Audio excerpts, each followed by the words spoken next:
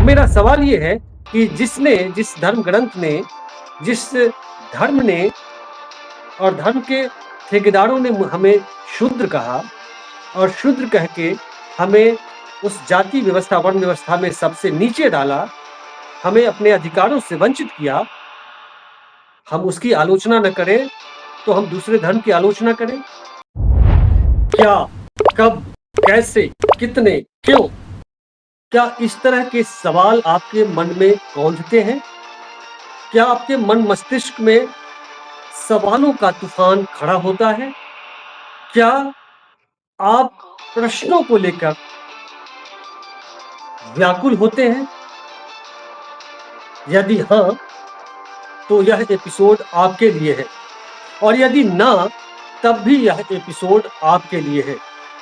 नमस्कार, वर्णिका हिंदी में आप सभी का स्वागत है। आपके साथ मैं हूं संतोष सारंग।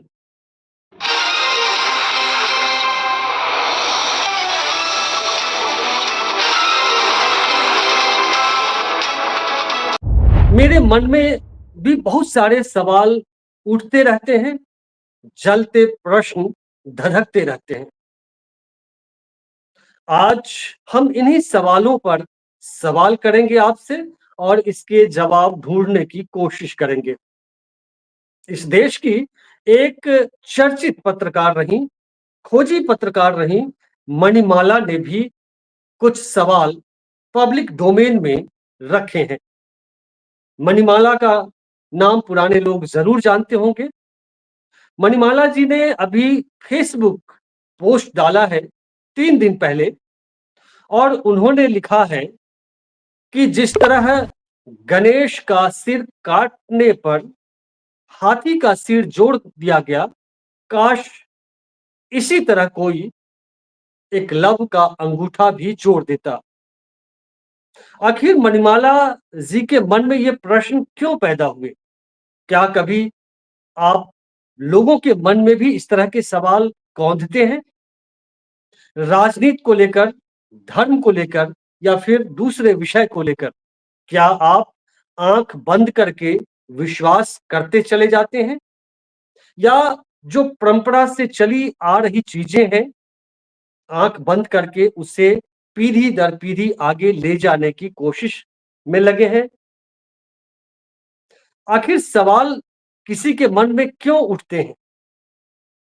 अक्सर कहा जाता है कि धर्म के मामले में सवाल नहीं करना है।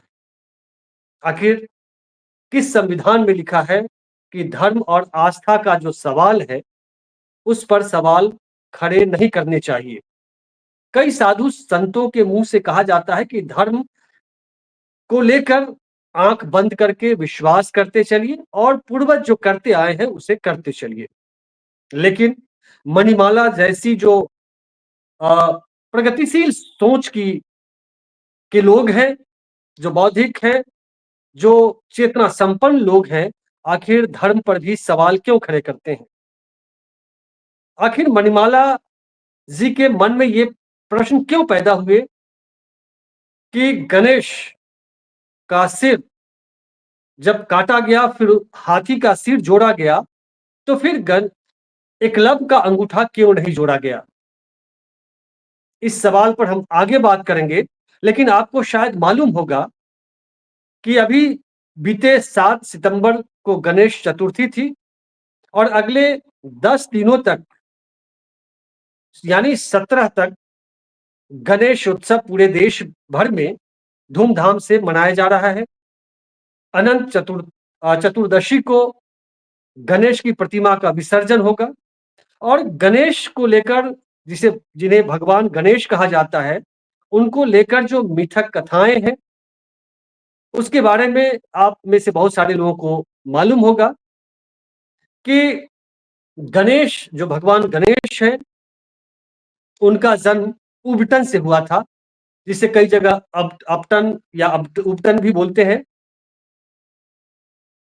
ये किंवदंती है कि माता पार्वती स्नान करने के पहले अपने शरीर में उपटन उन्होंने लगाया था और स्नान करने के पहले शरीर के उपटन से एक प्रतिमा का निर्माण किया, उसमें प्राण डाले और एक बालक का रूप निर्मित हुआ, जो गणेश भगवान गणेश के रूप में हमारे सामने आते हैं।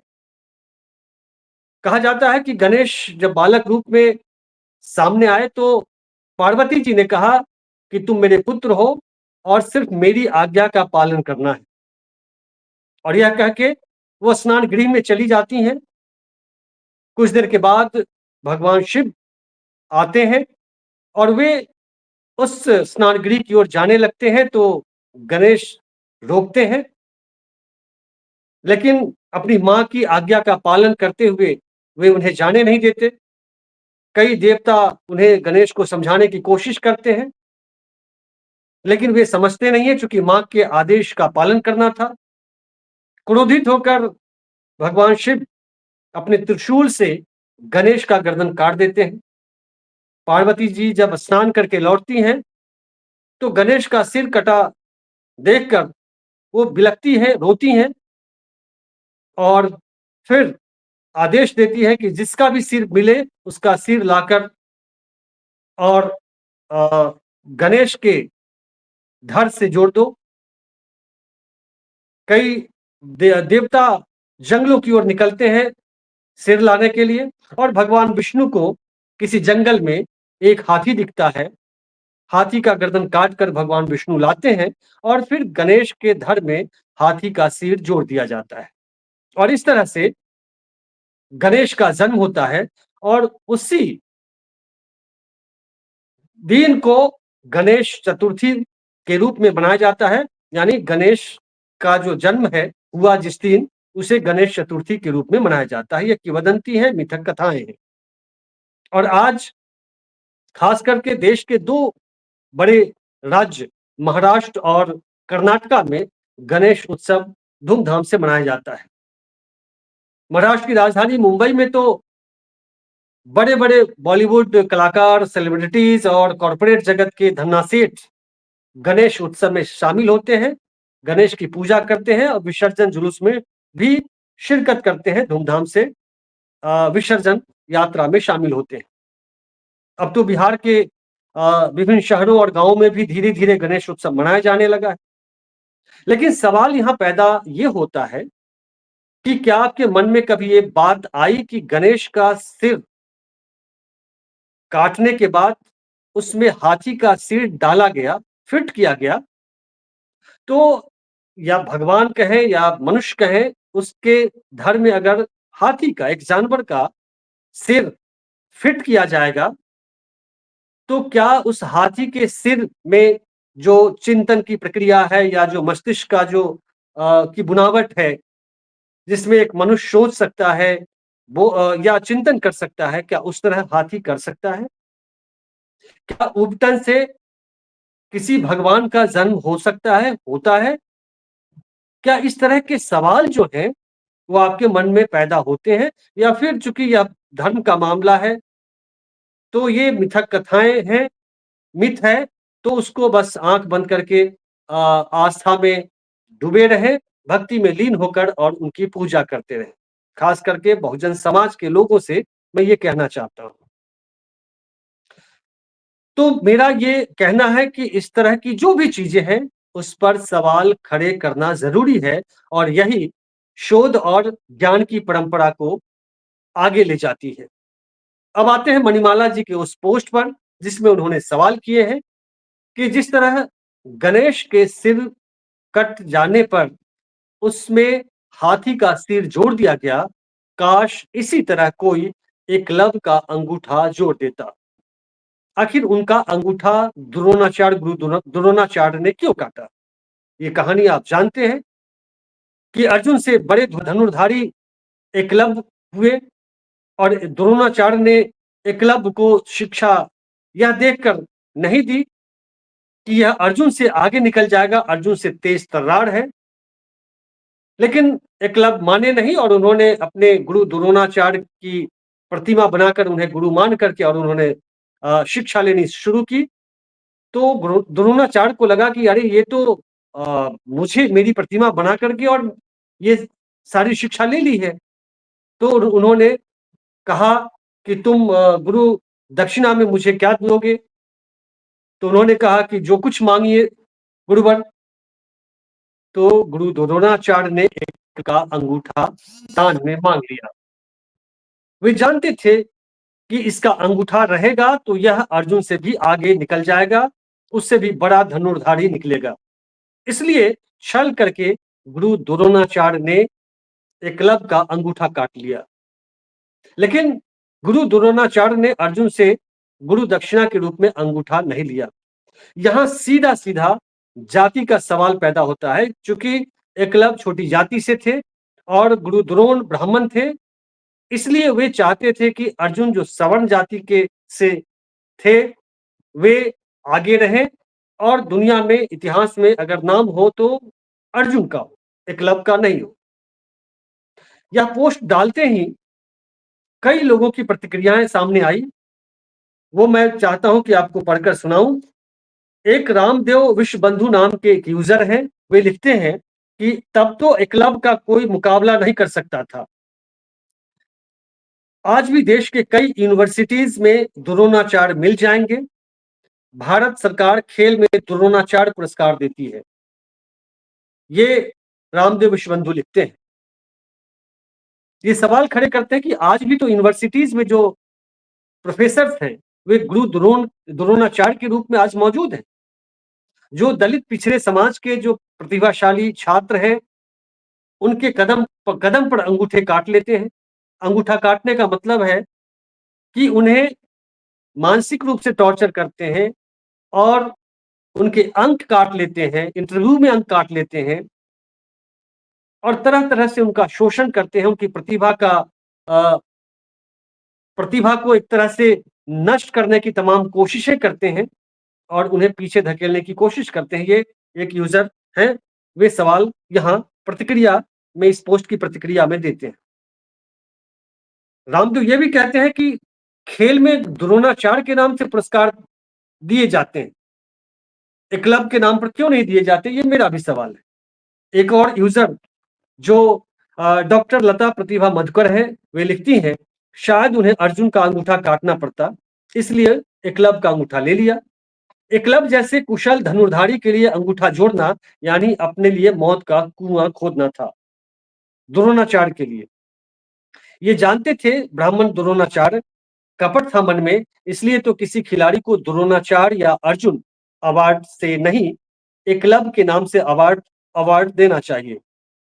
डॉक्टर लता कहती हैं कि द्रोणाचार्य और अर्जुन के नाम से नहीं बल्कि एकलव्य के नाम से अवार्ड दिया जाना चाहिए। लेकिन सरकार द्रोणाचार्य, उस द्रोणाचार्य गुरु द्रोणाचार्य के नाम से पुरस्कार देती है, खेल पुरस्कार, जिसने एकलव्य का अंगूठा काटकर जातिवाद का नमूना पेश किया था।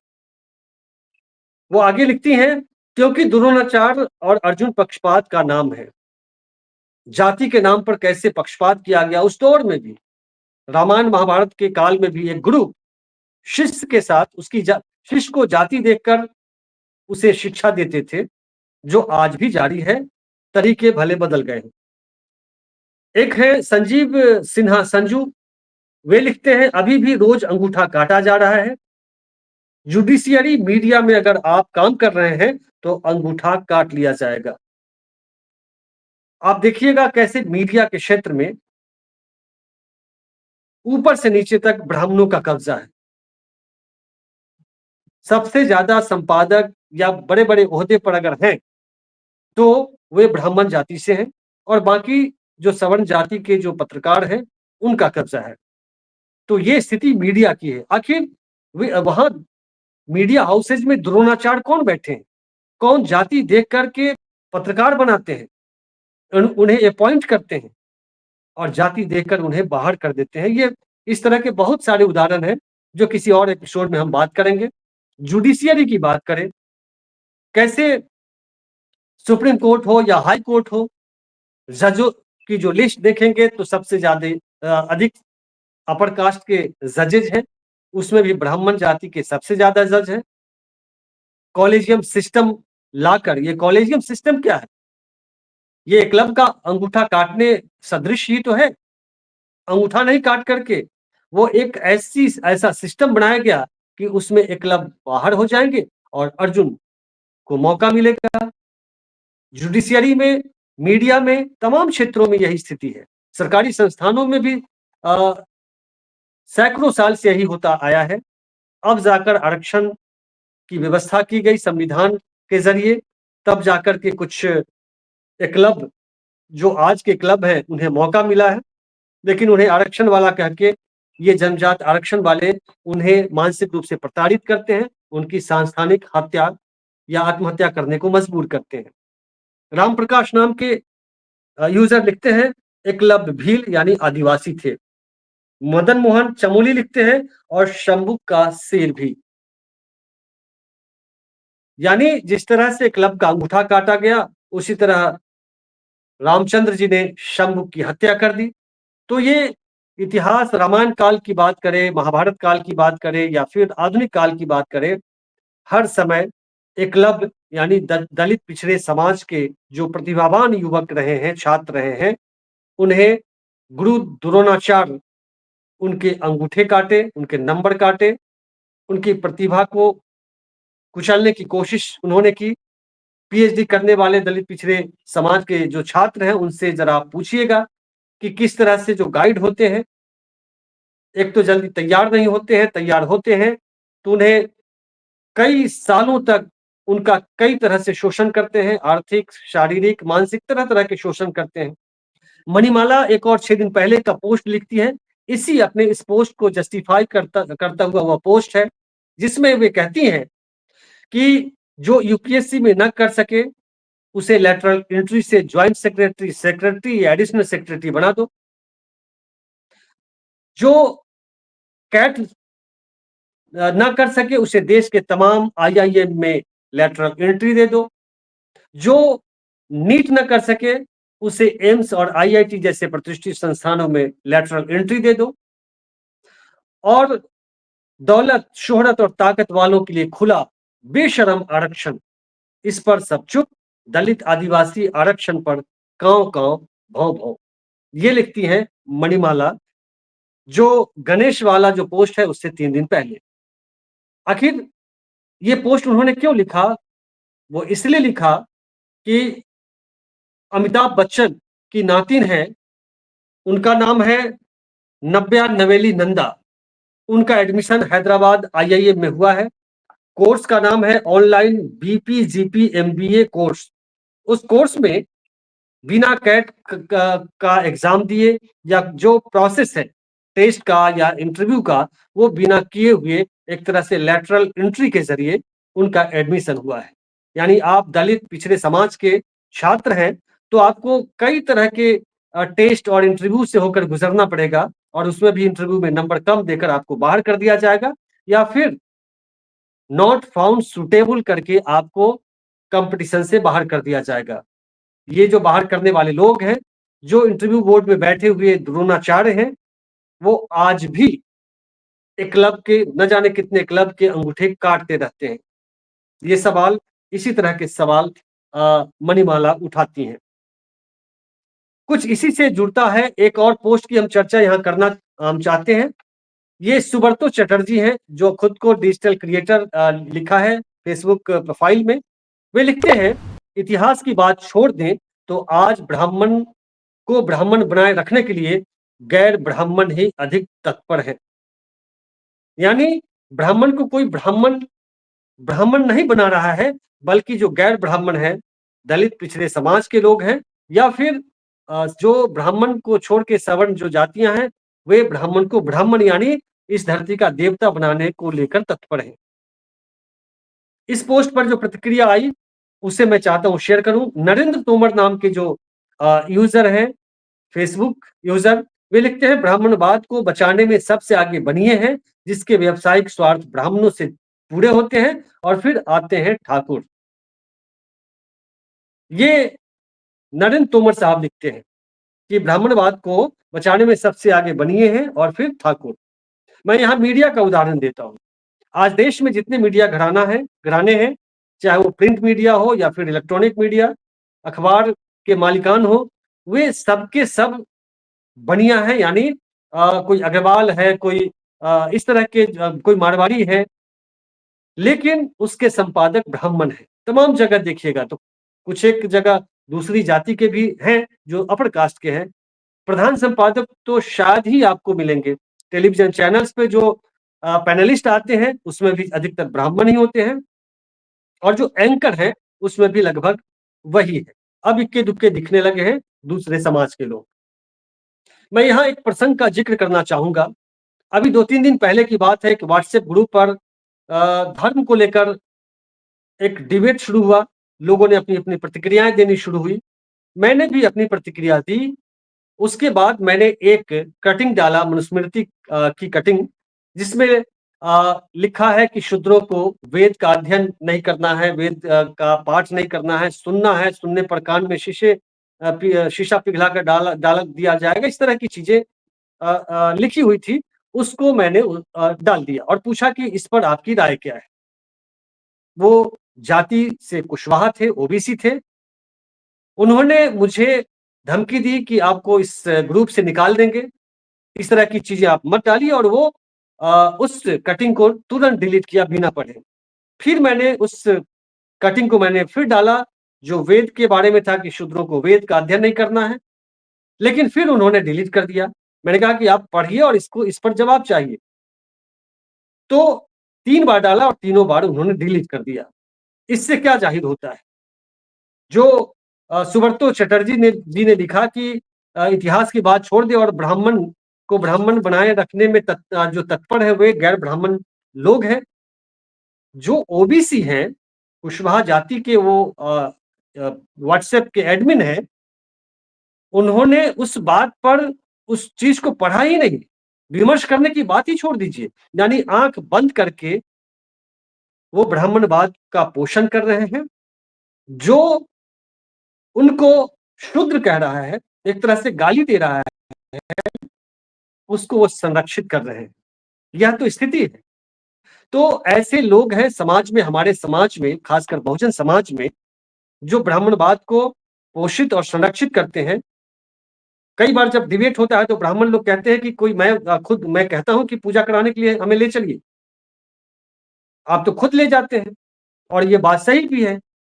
एक व्यक्ति ने मुझे बताया कि उनके एक धोबी दोस्त थे, वे भी दलित ही समाज के थे। धोबी दोस्त थे, तो थोड़ा अम्बेडकर वादी हो गए। फिर उनका जो नया घर बनाया था, घरवास करना था, गृह प्रवेश करना था, तो उन्होंने ब्राह्मण को बुलाया, इनको मालूम था नहीं। जब गृह प्रवेश में गए तो उन्होंने देखा कि तो ब्राह्मण वहाँ पूजा-पाठ करा रहे हैं गृह प्रवेश का। तो उन्होंने पूछा कि यार तुमने ब्राह्मण को क्यों बुलाया? तो उन्होंने कहा कि अरे मन मानता ही नहीं है, बिना ब्राह्मण के पूजा कराए। वे जाति से धोबी थे और वो जो उनके मित्र थे जिन्होंने सवाल पूछा, वे भी दलित जाति से थे।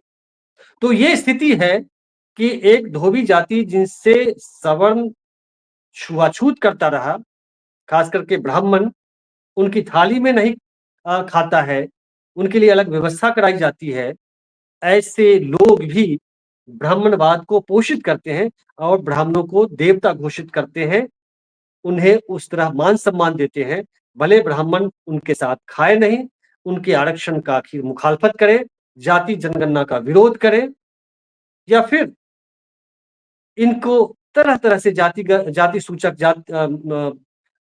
शब्दों का इस्तेमाल करके इन्हें अपमानित करने की कोशिश करें। लेकिन बहुजन समाज के लोग धर्म की जो कुरीतियाँ हैं, जो धर्म जिसे शूद्र कह रहा है, उसका धर्म ग्रंथ शूद्र कह रहा है, शूद्र ही नहीं कह रहा है, वो कई तरह की अनर्गल टिप्पणी करके जातीय हिंसा कर रहा है, शाब्दिक हिंसा कर रहा है। उसके खिलाफ नहीं, आलोचनात्मक दृष्टि भी नहीं रखते हैं, उस पर सवाल खड़े भी नहीं करते हैं और जो सवाल खड़े करते हैं, उनसे कहा जाता है कि ज़रा दूसरे धर्म पर सवाल खड़े करके देखिए। तो मेरा सवाल ये है कि जिस धर्म ग्रंथ ने, जिस धर्म ने और धर्म के ठेकेदारों ने हमें शूद्र कहा और शूद्र कह के हमें उस जाति व्यवस्था, वर्ण व्यवस्था में सबसे नीचे डाला, हमें अपने अधिकारों से वंचित किया, हम उसकी आलोचना न करें, तो हम दूसरे धर्म की आलोचना करें? क्या ईसाई धर्म ने, क्या इस्लाम ने या किसी दूसरे यहूदी या किसी दूसरे धर्म ने हमें यानी दलित, पिछड़े, आदिवासी समाज को शूद्र कहा, चांडाल कहा, अछूत कहा? उसके साथ छुआ-छूत की भावना, दुर्भावना से ग्रसित होकर मानसिक रूप से टॉर्चर किया, नहीं किया, जिसने किया आलोचना उसकी ही होनी चाहिए और सवाल ज़रूर खड़े होने चाहिए मणिमाला जी को और सुब्रतो बनर्जी जी को इस टिप्पणी के लिए, इस पोस्ट के लिए शुक्रिया, धन्यवाद। और धन्यवाद आप सभी का भी कि आप हमारे इस वीडियो को आपने देखा है। अगर प्रतिक्रिया आप इस वीडियो पर दे सकते हैं तो ज़रूर दीजिएगा और इस वीडियो को अधिक से अधिक लोगों तक पहुँचाइए, शेयर करिए, सब्सक्राइब नहीं किया तो करिएगा, जॉइन बटन दबाकर आर्थिक मदद भी करना चाहें तो कर सकते हैं, लाइक, कमेंट भी करें। तो इस एपिसोड में बस इतना ही, मिलते हैं अगले अंक में, तब तक के लिए नमस्कार, शुक्रिया।